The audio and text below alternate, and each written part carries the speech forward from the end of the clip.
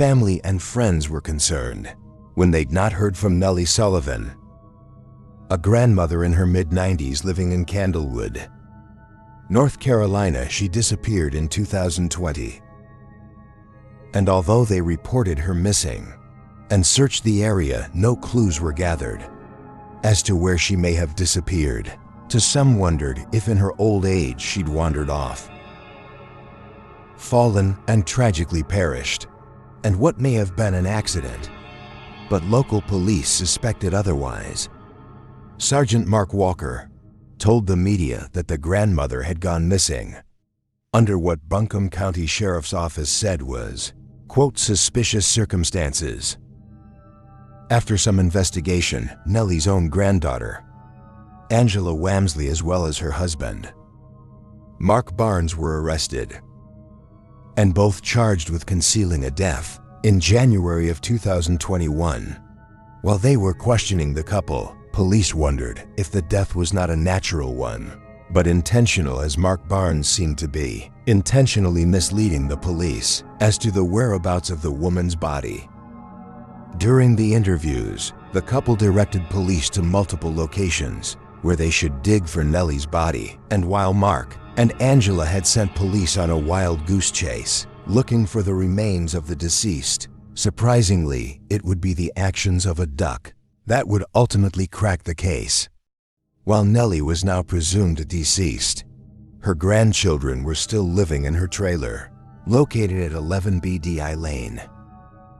After their arrest and incarceration, the trailer was cleaned out and made available to new tenants. At least the inside of the trailer was cleaned out. The owner had no idea what remains lay beneath.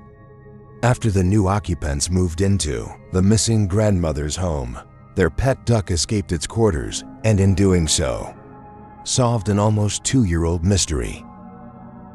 The owners ran after their pet duck, and it ran under their trailer, so they followed it, discovering only then a box, which upon opening, contained the remains of Nellie Sullivan. Quote, if I could give that duck a medal, I would, said Sheriff Walker.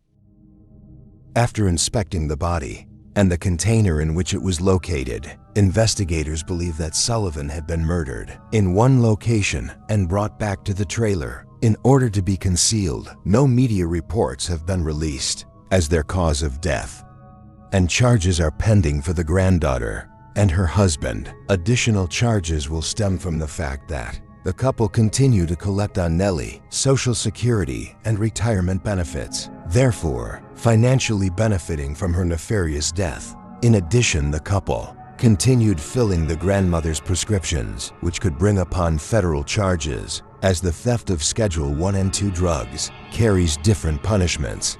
Sheriff Walker ruminates on the injustice of it all. Quote, instead of receiving the care she needed from those that are supposed to love her the most, she received the exact opposite in the worst possible way. The duck, unnamed in media reports, continues to live out its best life in an undisclosed location. 19th century media reports unearthed from the basement libraries of Seville, Spain, tell the compelling story of a man named Marquez. Every Saturday, Marquez would go hunting with Juan, the local butcher, along with his godfather. Typically, the three would leave together on Saturday morning and would stay out hunting until Monday. In November, the trio left as normal, but when Monday came around, only one returned at first. One expressed surprise that Marquez had not already come home, but upon learning of his absence, one reassured Marquez's wife that, although they had been separated during their hunting trip, it was likely he would return in a prompt manner. That evening, the family dog named Como, to which translates from Spanish to English as "like you," trotted back into the home alone.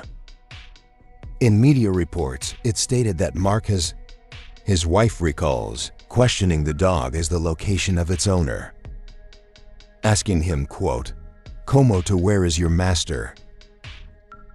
and receiving in response a barrage of barking and growling, culminating with the dog grabbing the hem of her dress with his teeth and purposefully dragging her out of the house to a location unknown to the confused woman. Brushing the dog's behavior off as a combination of exhaustion and possible worry about the missing hunter, his wife did not assign much value to the canine's actions. The narrative she was telling herself in regards to her missing husband was that he was most likely socializing with friends that he had met on the hunt and that he was visiting their homes before returning to his own. Due to the time period, no technological communications were available, and so the wife of Marquez would wait. But as she waited for the return of her husband, she noticed that his dog's unusual behavior would not let up, in addition to comatus insistence that she always go outside with him. The dog started showing aggression to the man with whom Marquez had gone hunting, Juan the butcher.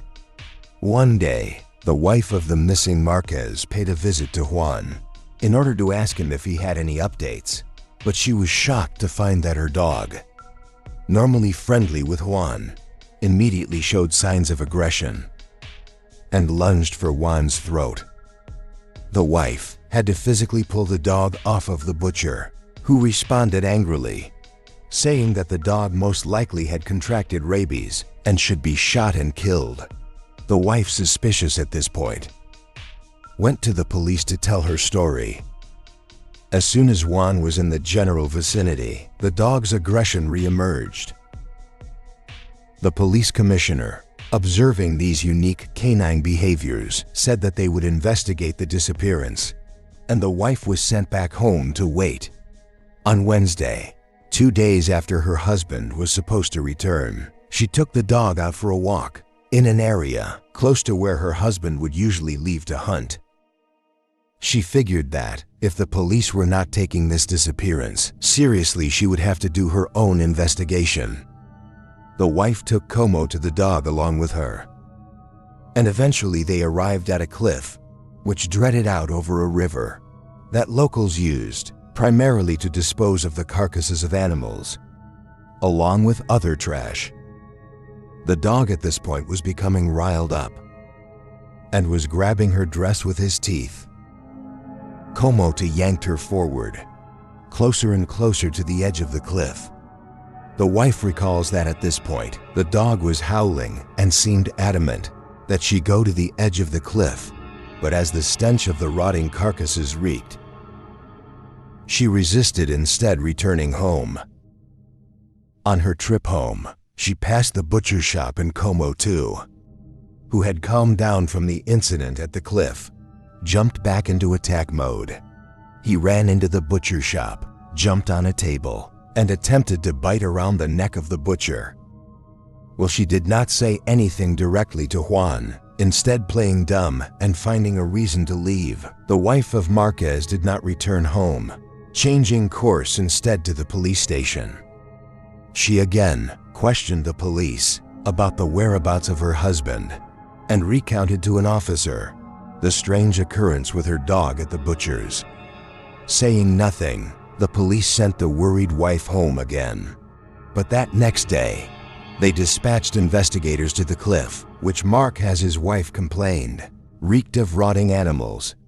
When the police commissioner arrived at the scene, he was shocked to see that he was not the only one.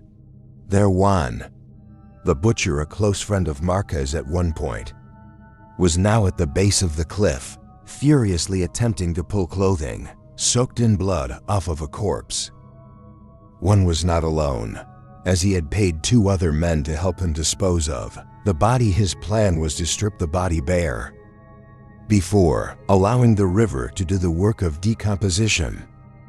Upon being caught red-handed, literally as he was soaked in the rotting blood of his friend, Juan eventually confessed to the murder of Marquez. He claimed that he and Marquez had gotten into an argument over who had actually killed one of the Parches that they had shot. He said that his godfather had died in the argument, although it is unclear who was responsible for that death.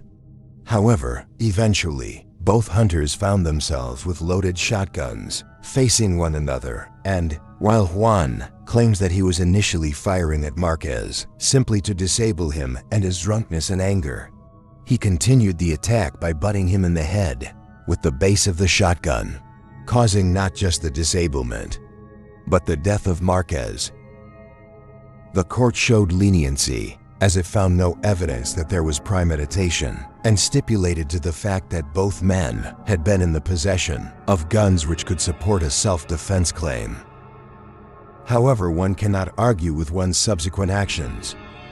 In the concealment of the corpse, it was clear that his intent, at least in the aftermath, was criminal indeed. With this in mind, the Court of Seville sentenced 1 to 5 years in the galleys, while the men who were offered money to dispose of the corpse were given 6 months in prison. Because Como to Marquez's trusty companion head witness, the entire altercation, his subsequent aggression towards Juan, could not be denied to even police officers. And this is thought to be the first time in recorded history the actions of a dog can be attributed to not simply sniffing out the remains of a murder, but finding the perpetrator as well.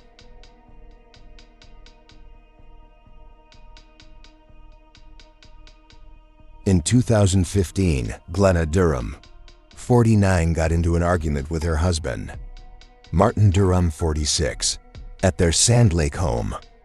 Sand Lake is a small village of only about 500 in Kent County, Michigan. This argument concluded in the death of Martin. In what is tragically a common occurrence of domestic disputes turning deadly. But what makes this case unique is not the modus operandi of the killer, but the method in which the truth was finally uncovered.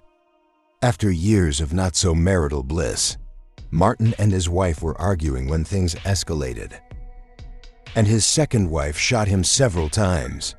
She then attempted to shoot herself, while the wife of the deceased claimed that she was attacked by her husband and shot him in self-defense. Their pet parrot had another story. Police recorded audio of the African gray parrot weeks after the death of one of its owners, and what he was saying on almost constant repeat was described to some as the most disturbing thing they've ever heard an animal do. The video is nearly a decade old, and therefore, the sound quality is weak. However, due to the efforts of Reddit and the makers of this documentary, the following transcription has been created.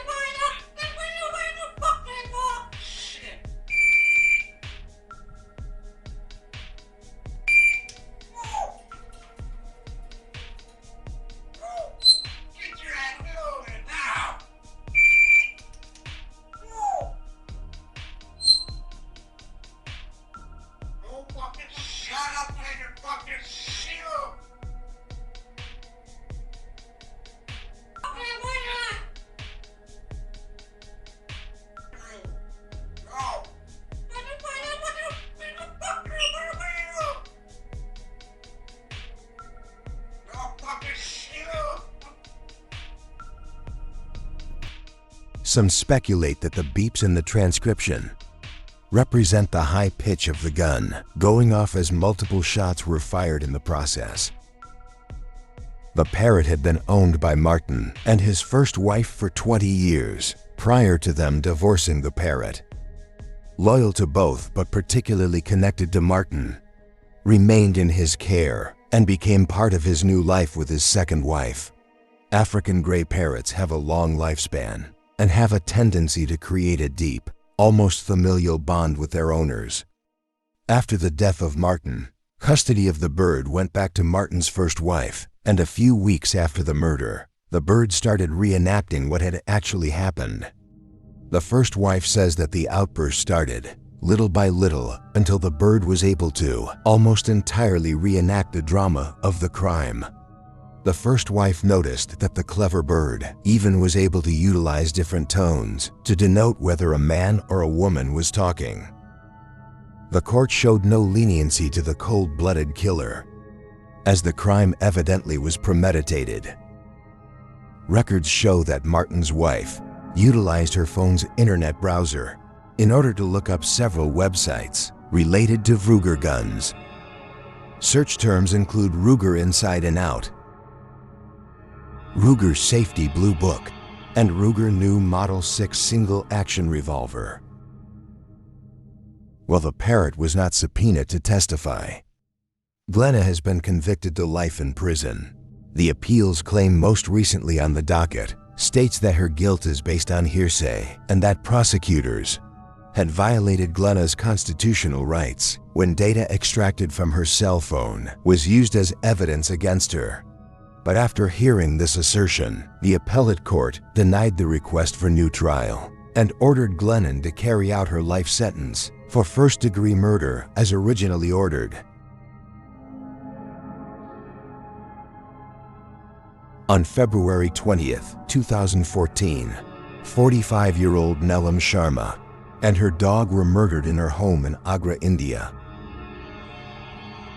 Neelam was a housewife while her husband Vijay Sharma worked as an editor for a newspaper. Neelam loved animals and had 2 pets, a dog and a parrot. On February 20th, her husband returned home to find his wife's body and immediately notified police. Police started their investigation. The crime scene indicated that a robbery had taken place. However, there was no sign of forced injury. Police believed that the killer was someone the family knew. Investigators soon suspected a milk seller. The seller had mediated a land deal between Vijay and a buyer, however. Police would soon rule him out. They questioned family, friends, and neighbors, but no one had seen anything suspicious. The police had no clues to work off of. Soon Neelam's family started to notice the change in their pet parrot, Michu's behavior. The parrot had stopped eating, particularly on days when Neelam's nephew, Oshu, would visit the family. The family noticed that whenever Oshu would pass his cage, the parrot would flap his wings and start screeching. The parrot would also sulk whenever Oshi's name was mentioned in a conversation. He would only calm down when Oshi would leave.